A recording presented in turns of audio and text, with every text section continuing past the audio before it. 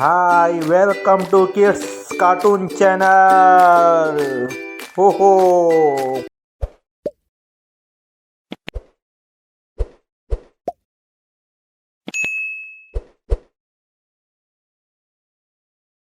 तीन बहनों की लालची भाभी। करिश्मा, रेशमा और मनीषा तीन बहनें हैं। उनका एक भाई भी है, मयंक। मयंक अपनी बहनों को बहुत प्यार करता है, लेकिन मयंक की पत्नी सविता इस मामले में मयंक से बिल्कुल ही अलग है। वो अपनी ननदों का जितना बुरा कर सकती है उतना बुरा करती ही रहती है और अपनी ननदों पर हुक्म भी चलाती है। करिश्मा, करिश्मा, तुमने अभी तक नाश्ता नहीं बनाया? तुम्हारे भैया को ऑफिस जाने में देर हो रही है। हाँ भाभी, बस अभी बनाती हूँ। करिश्मा, तुम ये ढीलापन छोड़ दो। कल को पराये घर जाना है। वहाँ अगर तुम इस तरह से काम करोगी तो लोग क्या कहेंगे कि माँ ने और भाभी ने कुछ सिखाया नहीं। और तुम्हारी दोनों बहनें कहाँ हैं? रेशमा मार्केट गई है और मनीषा सो रही है। क्या? सुबह के 8 बज रहे हैं और ये महारानी अभी भी सो रही है? ये कहते हुए सविता अपनी सास दुर्गा देवी के पास जाती है। माँ जी, देख रही हो अपनी बेटियों के तौर तरीके? क्या हुआ बहू, सुबह सुबह क्या कर दिया मेरी बेटियों ने? अरे एक तो अभी अभी उठकर किचन में गई है, दूसरी सुबह सुबह बाहर चली गई और तीसरी अभी तक सो रही है। क्या करूं मैं इन तीनों का, मैं तो परेशान हो गई हूँ। जा जाकर उठा उसे और रेशमा से मैं बात करती हूँ। सविता सीधा मनीषा के कमरे में जाती है और उससे कहती है, महारानी जल्दी उठो, सूरज सर पर आ गया है। भाभी थोड़ी देर और सोने दो ना, मैं रात को लेट सोई थी। वो क्या ना, यूनिट टेस्ट चल रहे हैं। शराफत से उठती है या नहीं, या फिर पानी की भरी बाल्टी डालूं तेरे ऊपर? नहीं नहीं भाभी, मुझे बिस्तर में नहीं नहाना, उठती हूँ मैं। मनीषा जल्दी से उठकर बाथरूम में चली जाती है। सभी आराम से बैठकर नाश्ता कर रहे होते कि तभी रेशमा बाजार से हाथ में सामान लिए आ जाती है। रेशमा को देखते ही सविता उस पर बरस पड़ती है। लो, आ गई महारानी। ऐसा भी क्या सामान लाना था जो सुबह आंख मलते ही बाजार की तरफ रवाना हो गई? भाभी, कल आप ही तो चीख रही थी कि घर का सारा सामान मुझे ही लाना पड़ता है, घर में किसी को भी किसी काम से कोई लेना देना नहीं है। अब मैं बाजार जाकर सामान ले आई तो आपको इस बात से भी तकलीफ हो रही है? देख रही हो माँ जी, अपनी बेटी की जुबान कैंची से भी तेज चलती है। और मयंक, आप तो कुछ कहेंगे नहीं अपनी लाडली बहन को। रेशमा, अपनी भाभी से ऐसे बात नहीं करते। चलो माफी मांगो। भैया, मैं क्यों माफी मांगू? आप भाभी से बोलिए ना कि हम पर कम हुक्म चलाया करे।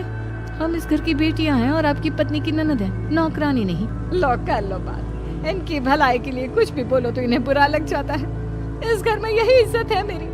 देख लो माँ जी, आपकी बेटी किस लहजे में मुझसे बात कर रही है। सविता वहाँ से चली जाती है। मयंक को बहुत गुस्सा आता है, वो भी वहाँ से चला जाता है। फिर करिश्मा रेशमा को समझाती है, रेशमा, तुम्हें भाभी से माफी मांग लेनी चाहिए थी ना।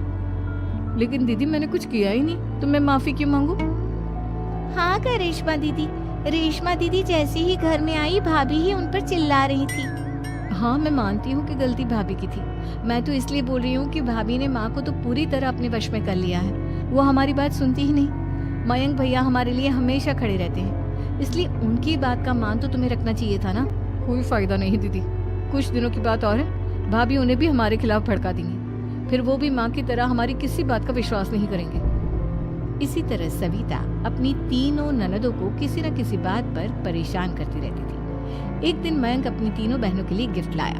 क्या रेशमा, ये तुम्हारे लिए हार का सेट। रेशमा, तुम्हारे लिए सुंदर सी ड्रेस। और मनीषा, तुम्हें किताबें पसंद है ना, तुम्हारे लिए किताबें लाया हूँ।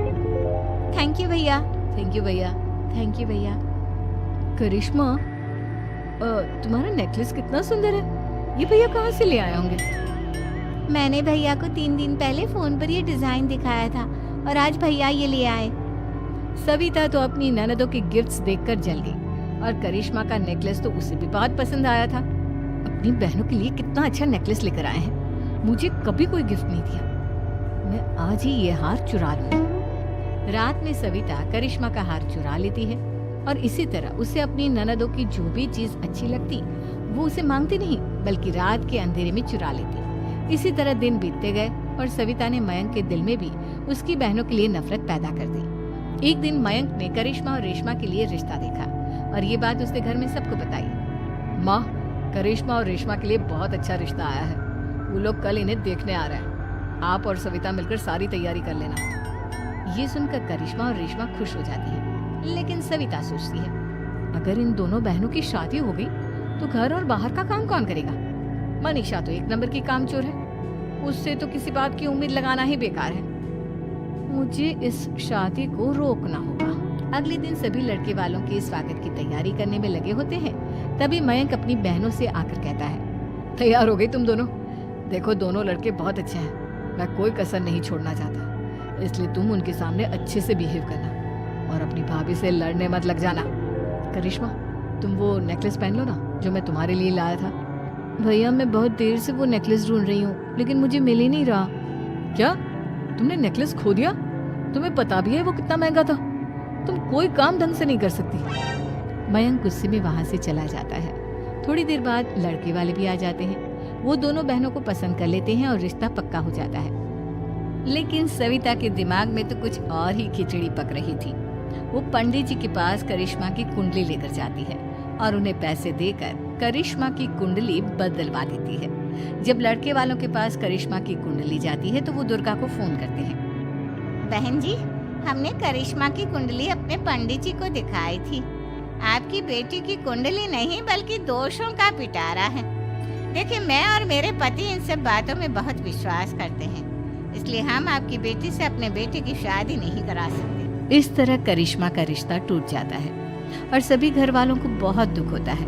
अब कविता सोचती है, चलो करिश्मा का तो रिश्ता टूट गया, अब रेशमा का भी रिश्ता तोड़ना है। क्या करूं?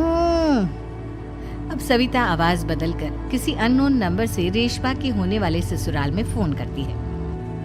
हेलो, मैं कौन हूँ कौन नहीं ये आपके लिए जानना जरूरी नहीं। बस इतना सुन लो कि रेशमा का 2 साल से किसी के साथ अफेयर चल रहा है। बस रेशमा का रिश्ता तोड़वाने के लिए सविता का इतना कहना काफी था। अब रेशमा का भी रिश्ता टूट गया। मयंक और दुर्गा देवी ने रेशमा को खूब खरी खोटी सुनाई और उससे बार बार उस लड़के के बारे में पूछने लगी। आप दोनों मुझे क्यों परेशान कर रहे हो? अरे कोई लड़का होगा मेरी लाइफ में तो मैं बताऊंगी ना। जब कोई है ही नहीं तो कहाँ से लाऊं मैं कोई लड़का?